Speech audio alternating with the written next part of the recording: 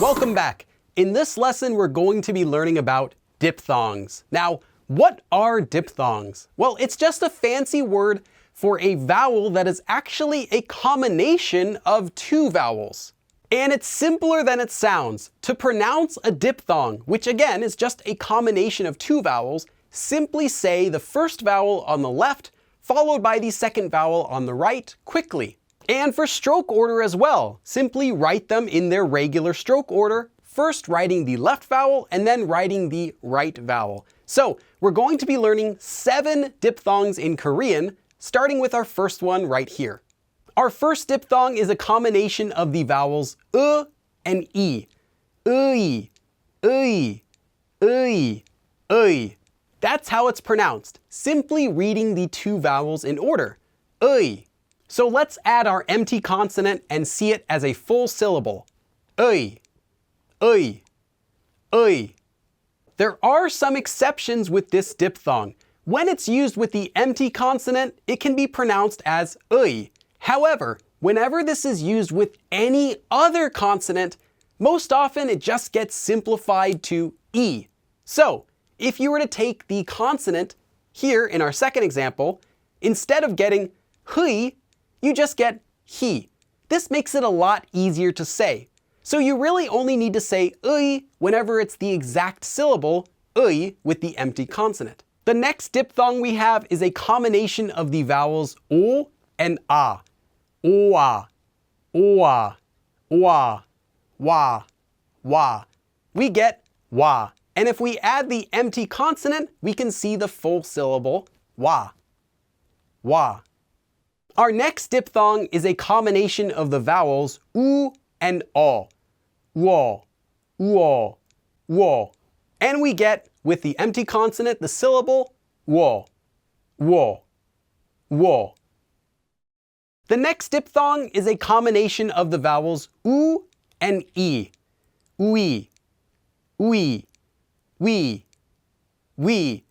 And if we add the empty consonant, we get the syllable we, we. The next diphthong is a combination of o and e. We, we. If we add the empty consonant, we get the syllable we, we, we.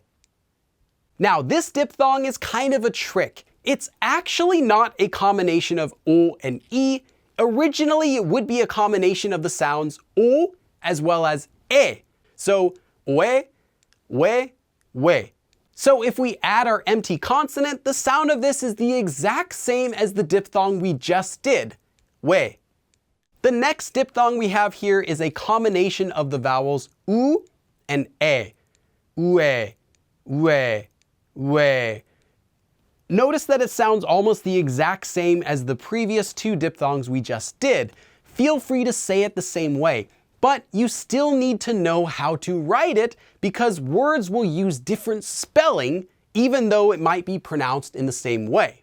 So let's do some practice with all of the diphthongs that we've learned. First, I recommend that you pause the video here and give them a try on your own first. First with the top row. We, we, we. Now the second row. Ui, kwa, wo, hui, kwe, sui, kue. And the third row. Hin, chua, tuo, kui, sui, kue, hue. Let's do these once more, starting with the first row.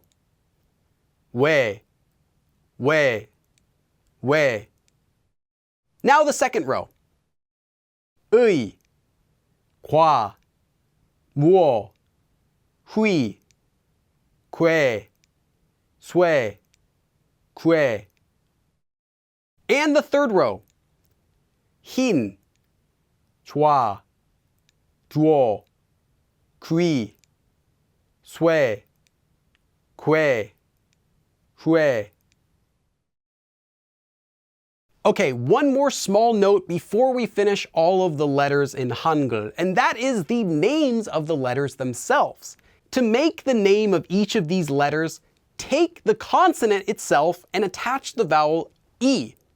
Then attach the syllable followed by that same consonant at the bottom.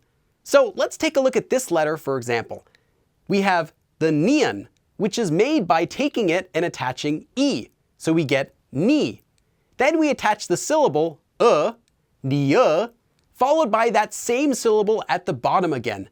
Nian, nian, nian.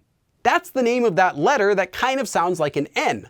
But now you can refer to it by its proper name instead of having to use English, which will be a lot more useful. Now there are 3 irregulars on this list which I've marked. 기역, 디귿, and 시옷.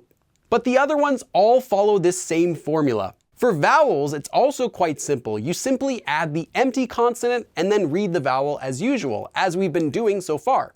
And for double consonants, just add the word sang before each of those letters. So for this letter, you'd get 쌍기역, and that means the double version of that letter. Now, some of these on here you probably can't pronounce yet. For example, how would you say the last one that kind of looks like it ends in the H sound? We'll be talking about that in the next few lessons when we cover sound change rules, but for now, just write this rule down in your notes so that you can use it later on, because I'm going to be referring to these letters by their names in the future. So thanks for coming to the lesson, and for the next lesson, we're going to be learning about how to read these letters in actual words and how to pronounce them. So I'll see you guys next time. 그럼 다음에 또 봐!